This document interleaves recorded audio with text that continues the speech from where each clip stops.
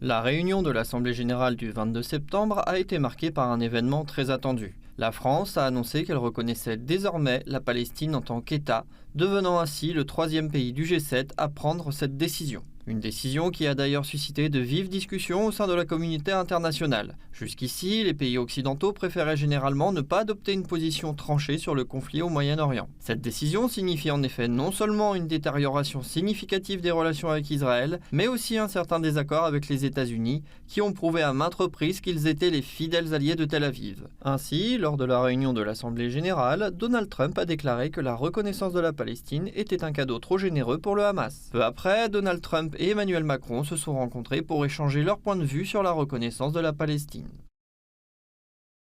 Je pense que cela fait honneur au Hamas. Nous ne pouvons pas le faire en raison du 7 octobre, c'est tout simplement impossible. Nous voulons récupérer les otages, mais nous ne voulons pas que cela nous impose des conditions ou prenne des années. C'est nous qui avons récupéré les otages. Je le dis toujours, et je l'ai dit à Steve et à Marco. Les derniers otages seront les plus difficiles à récupérer, mais nous ne pouvons pas les honorer en faisant ce que vous suggérez. Tout ce que nous pouvons faire, c'est déclarer « Nous voulons récupérer nos otages. Nous voulons que la guerre prenne fin. Nous continuerons de le vouloir. »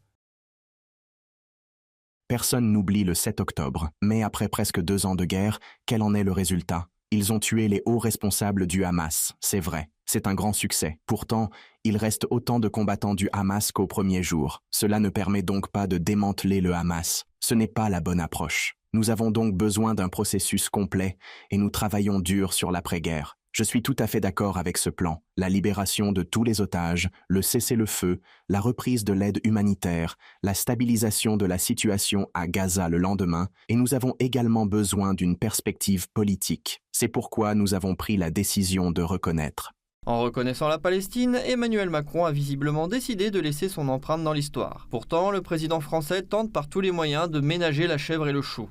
On l'a ainsi entendu fustiger l'antisémitisme, grand danger pour la France selon lui. Il a également déclaré que la France serait toujours, citation, l'ami d'Israël. Et en particulier, je pense que la mobilisation que nous avons lancée permet d'accroître la pression sur Israël et permet aussi, sur le gouvernement de M. Netanyahou, mais elle permet aussi de montrer à tous les Israéliens que c'est un projet de paix, qu'on veut le faire avec eux. C'est une main tendue. La France est l'ami d'Israël. Mais vous avez déjà répondu, Benjamin Netanyahou. Il vous a dit il n'y aura pas d'État palestinien. En fait, il n'a pas de projet. Il n'a plus de projet. Il n'a plus de projet. Si votre projet, c'est de détruire votre voisin, vous condamnez votre peuple à vivre dans la guerre perpétuelle. Bien que Donald Trump soit manifestement mécontent du nombre de pays ayant reconnu l'État palestinien, il continue de réaffirmer sa volonté d'instaurer la paix dans la région. Le président américain a ainsi rencontré des dirigeants arabes et musulmans, parmi lesquels les dirigeants de la Turquie, de l'Égypte, du Qatar, de l'Arabie saoudite, etc., pays musulmans qui soutiennent la Palestine. Selon Al Jazeera, lors de cette réunion, Trump a présenté un plan selon lequel le Hamas serait complètement exclu de la gestion de Gaza et la responsabilité de la sécurité de la région serait transférée aux alliés de la Palestine. Erdogan a qualifié la réunion de fructueuse, un fait notable sachant que le président turc est l'un des plus fervents partisans de la Palestine, comme le montre clairement son discours à l'Assemblée.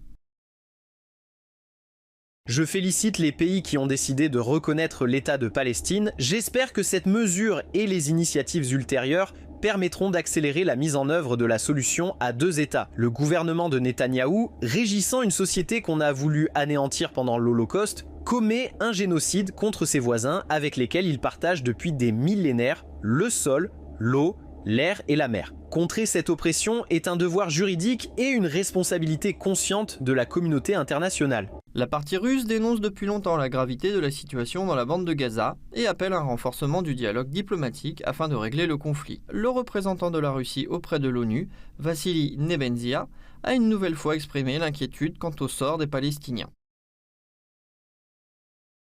Les Palestiniens ne sont pas des sujets d'expérience sociale. C'est un peuple qui a le même droit à l'existence et au développement souverain que nos peuples. Cependant, les efforts diplomatiques n'aboutiront que lorsque les autorités israéliennes renonceront à régler cette question par la force, sachant qu'une telle méthode n'apportera rien de bon pour Israël lui-même, qui ne pourra tout simplement pas exister de manière stable et sûre dans les conditions d'une opération militaire tous azimuts. À l'heure actuelle, 157 des 193 pays représentés à l'ONU ont décidé de reconnaître l'État palestinien. Même si cette décision ne signifie pas encore la résolution du conflit, elle n'en constitue pas moins un progrès important, témoignant d'une solidarité internationale croissante avec les habitants de la Palestine et de la bande de Gaza.